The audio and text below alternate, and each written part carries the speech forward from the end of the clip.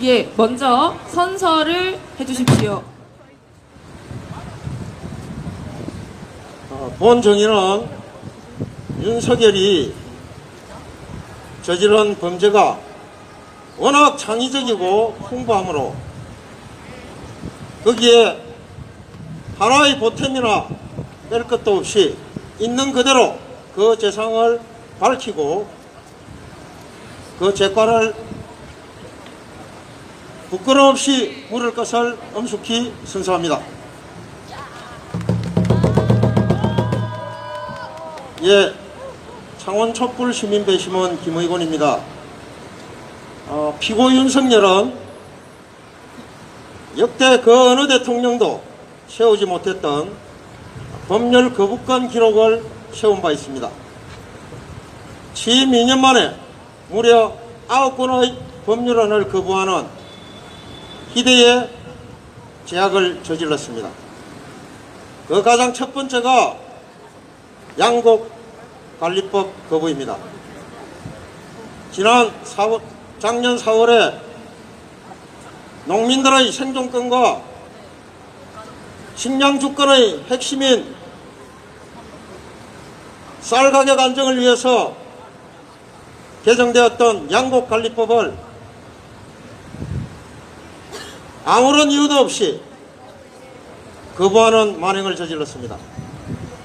이 양곡관리법은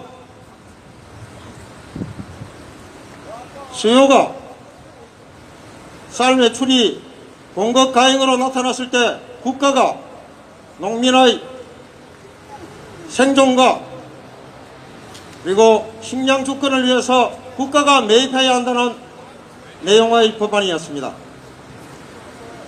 그런데 이런 법안을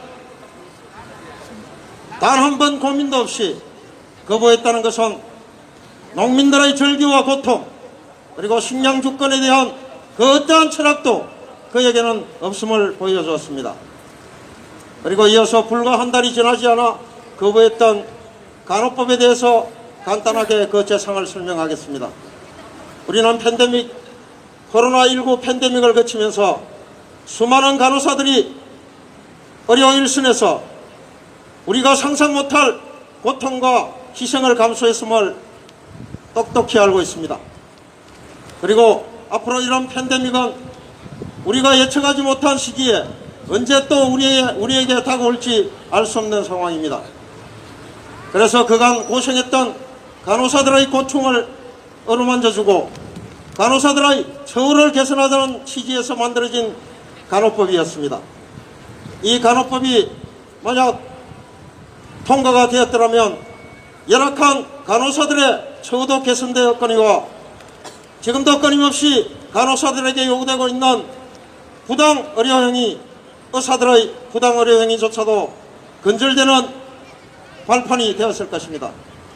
그럼에도 불구하고 윤석열은 다가올 미래에 우리가 감당해야 될 의료보건 시스템의 중차대함을 망각한 채 간호법을 거부했습니다. 그리고 연이어 노조 입법과 방송법 3법을 거부하는 만행을 저질렀습니다.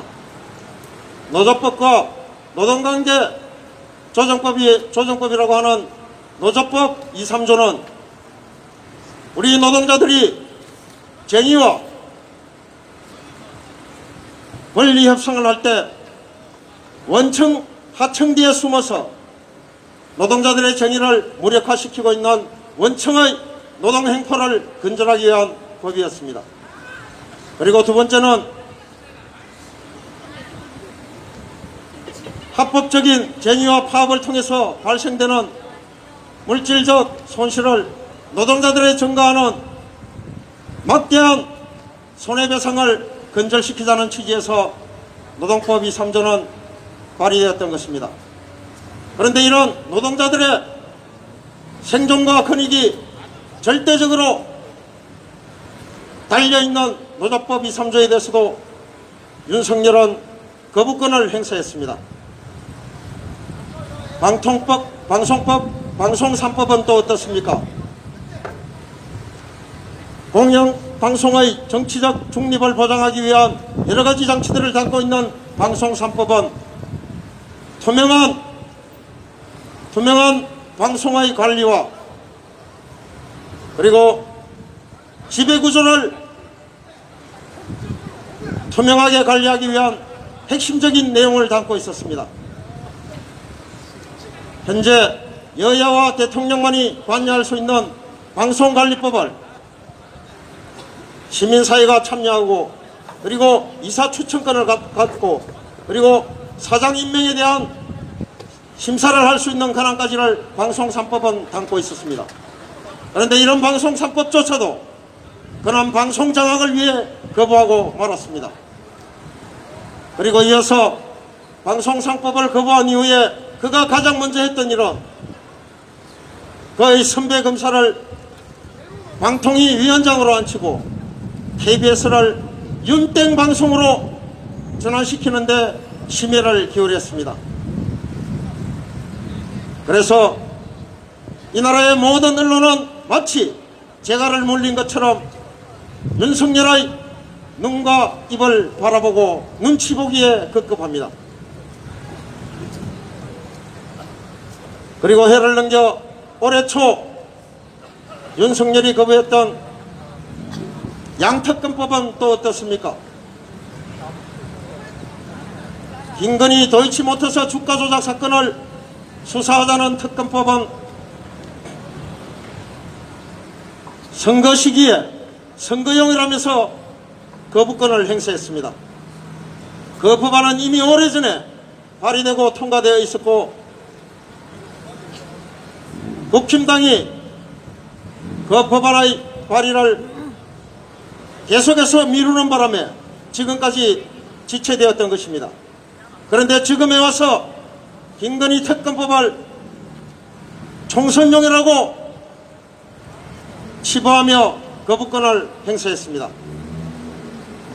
대장동 특검법이 그 다음입니다. 대장동 특검법에 대해서도 역시 마찬가지 이유를 들어 거부권을 행사했습니다. 여러분들 잘 아시다시피 대장동 특검법의 취지가 어디에 있습니까? 대장동 개발을 통해 막대한 부당이익을 편취한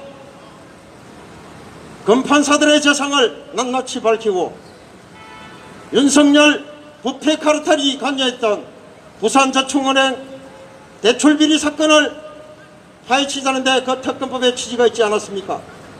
그런데 이렇게 자기에게 불리하고 자기 카르텔에게 불리한 특검법에 대해서는 여지없이 거부권을 행사하고 있습니다. 그리고 1월 말 마지막으로 9번째 특검을 거부합니다. 서울 대도시 한복판에서 수백 명의 젊은이들이 깔려 죽었던 이태원 참사와 관련하여 그 진상을 규명하고 책임자를 처벌하자는 이태원 참사 특별법 조사도 거부하고 말았습니다. 물론 그 거부는 불을 보듯 뻔한 일이었습니다. 피고 윤석열이 이태원 참사 당시에 보여줬던 그리고 그 이후에 보여줬던 행태들을 보면 100번 이해가 가는 거부권 행사임이 틀림없습니다. 이런 윤석열의 법안 거부권 행사는 헌법의 기초를 흔들고 국가 운영의 질서를 흐트리고 있습니다. 만약 이런 식의 대통령 거부권 행사라면 어떻게 사회 공익에 꼭 필요한 법안이 우리 사회에서 발동될 수 있겠습니까? 이런 윤석열의 재성은 이루 말로 다할 수 없는 극악함에 다름없습니다. 비록 헌법이 대통령의 입법기관에 대한 견제장치로서 거부권과 법률 거부권과 사면권을 주고 있다 하더라도 대통령의 법률 거부권과 사면권에 대해서는 이후에 특별한 개헌을 통해서라도 분명히 바로잡고 장치를 마련해야 할 것입니다. 그래서 우리는 요구해야 할 것입니다. 우리가 승리를 향해 진군하고 있는 총선이 승리한다면 개헌 요구를 해야 할 것이고, 첫 번째로 대통령이 갖고 있는 법률 거부권 행사를 대통령의 친척과 대통령의 가족과 친인척 그리고 본인과 관계된 범죄 행위에 대해서 발동되는 법률에 대해서는 결코 거부권을 행사할 수 없도록 특별법을 제정해야 할 것입니다. 두 번째는 이런 대통령의 거부권이 행사됐을 경우 그것이 사회공익을 위해서 반드시 필요한 법률이라면 국회에 제부의할 것이 아니고 국민투표로 물어서 그 법률을 공포할 것을 촉구해야 할 것입니다. 피고 윤석열의 거부권 행사와 관련된 지금까지의 재상을 정언하였습니다.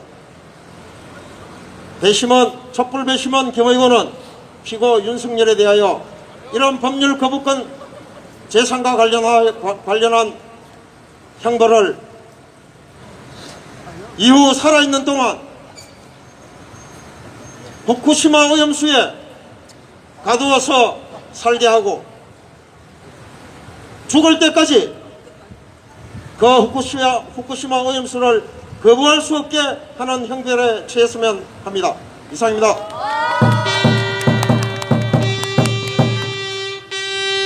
거부권 남부로는 윤석열을 거부한다! 거부한다! 거부한다! 거부한다!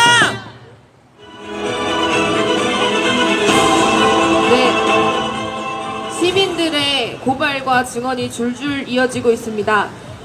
마지막으로 네 번째 고발인 창원 시민 김소희님을 앞으로 모시도록 하겠습니다.